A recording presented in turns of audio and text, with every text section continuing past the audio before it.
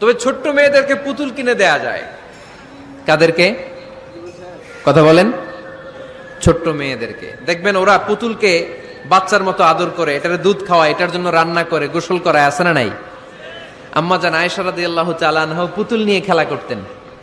নারীদের, ছোট্ট মেয়েদের জন্য এটা জায়েজ রাখা হয়েছে এই কারণে, কারণ কিছুদিন পরেই তারা মা হতে চলেছে, ঠিক কিনা?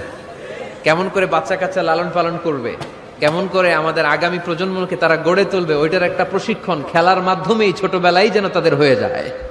এজন্য ছোট্ট মেয়েদের জন্য পুতুল দিয়ে খেলাকে শরিয়ত জায়েজ রেখেছে। চিল্লায় পড়েন সুবহানাল্লাহ। কত সুন্দর আমাদের Islam! Check and balance, check and balance. কিন্তু ছবি টাঙিয়ে রাখা যাবে না। কুকুরের শোপিস, কুমিরের শোপিস শোকেসে সাজিয়ে রাখা যাবে, শান্তি আসবে না ঘরে, জাহান্নামের টুকরা হয়ে যাবে ঘর। ঘরের ভেতরে গিটার রাখা যাবে না। গিটার চেনেন? হারমোনিয়াম রাখা যাবে না। ঢোল তবলা, বাজারে ঢোল বাজারে বাঁশি, আছে না নাই? ঢোল রাখতে পারবেন না। বংশী বাজায় কে রে সখী, বংশী বাজায় কে? বংশী রাখা যাবে না। বংশী মানে বাঁশি।